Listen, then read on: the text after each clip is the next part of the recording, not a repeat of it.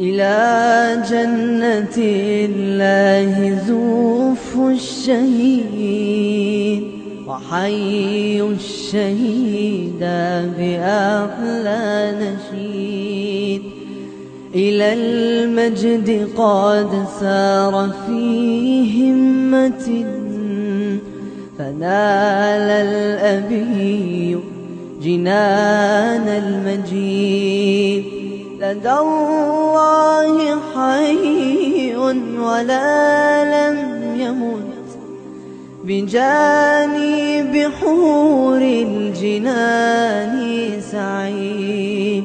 فلا تحسبن الشهيد بميت فما الحر منها كمثل العبيد.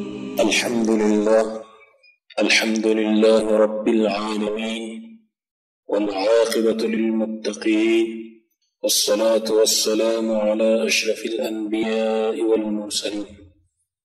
أما بعد، السلام عليكم ورحمة الله وبركاته. امید است که تمام دوستان و برادران مجاهد و مجاهد پرور در حفظ الله جل جلاله باشند. بلی سروران گرامی، بحث ما همچنان درباره فضیلت شهادت روان بود. حال می‌خواهم که در مورد زندگی شهدا و حیات اونها اقوال علمای کرام را برایتان بیان نمایم. بلی برادران محترم، علمای کرام درباره حیات و زندگی شهدا اختلاف نظر دارند. قول اول علامه قرطبی میگوید مرگ شهدا امر یقینی بوده و ایشان در بهشت زنده‌اند، چنانچه الله جل جلاله در کتاب خودش اشاره نموده است. اعوذ بالله من الشیطان الرجیم، بسم الله الرحمن الرحیم، ولا تحسبن الذين قتلوا في سبيل الله اموات بل احیاء عند ربهم یرزقون. الآیه. هرگز کسانی را که در راه الله جل جلاله کشته شده اند مرده مپندار، بلکه زنده اند و در نزد پروردگارشان روزی داده می شوند. علامه قرطبی می فرماید که در این آیه مبارکه لفظ قتلوا ذکر شده است. قتلوا به معنای کشته شده اند، پس مرگ شهدا امر یقینی می باشد. بس گروه دیگر از علما به این نظرند که ارواح شهدا در قبرهایشان داخل اجساد آنها می شود و در آرامش کامل بسر می برند، با اینکه از جنت بیرون اند ولی از نعمت الله جل جلاله استفاده می کنند. عده دیگر علما گفتند که ارواحشان در جاغور پرندگان سبز انداخته می شود و در بهشت می باشند و ایشان خورد و نوش نموده لذت می برند. چنانچه رسول الله صلی الله علیه و آله و سلم می فرماید ارواحهم فی جوف طیر خضر لها قنادل معلقة بالعرش تسرح من الجنة حیث شاءت. ارواح شهدای کرام در شکم پرندگان سبزرنگ قرار دارد، فبرای آنها قنادل هایی است که بر عرش آویخته شده‌اند و در هر جای بهشت که بخواهند می روند. علامه قرطبی همین قول را درست قرار داده است. برخی از مردمان گفتند که برایشان هر سال پاداش جهاد نوشته می شود. به ایشان پس از خودشان تا روز قیامت در مبارزه و جهاد شریک می باشند. قول برخی دیگر این است که ارواحشان تا در روز قیامت در زیر سایه عرش سجده کنان می باشند، قسمی که ارواح مسلمانان که زنده و با وضو می خوابند.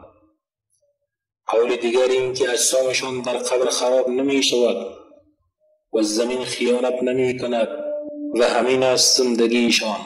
این روایت از جابر ابن عبدالله بلا واسطه نقل گردیده است، چنانکه عبدالله ابن مبارک در کتاب جهادش با سند ذکر نموده است. جابر ابن عبدالله رضی الله تعالی عنه ارشاد می فرماید هنگامی که معاویه رضی الله تعالی عنه خواست که جویبار کدام را جاری کند، ایشان اعلان نمود هر کسی که در اینجا شهید دارد تشریف آورده و اون را به جای دیگر انتقال دهد. در همین جریان برون کشیدن اسرار شهدا بدن اونها تازه بود، گویا 2 روز دفن شده باشند و در این وقت نوک زغنول به بدن یکی از این شهدا اصابت کرد که از اون خون جاری شد. عبدالصمد بن علی که از وابسته به خاندان بنو عباس بود میگوید که من بر سر قبر عموی خود حمزه رضی الله تعالی عنه آمدم، چون در اون منطقه سیلاب جاری شده بود و نزدیک بود که قبرش را آب ببرد. من جسد حمزه رضی الله تعالی عنه را از قبرش بیرون نمودم، درست به همون شکلی که بود دفن شده بود همون شکل بود و هیچ گونه تغییر در وجود اون نیامده بود. وی با پارچه کفنی مدفون بود، مانند دیگ نکولی می درخشید. من در جای دیگر برایش قبر حفر کردم و در اونجا دفنش کردم.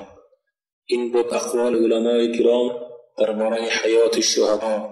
الله متعال حیات شهدا و فضیلت شهدا ما را محروم نگرداند. السلام علیکم و رحمت الله.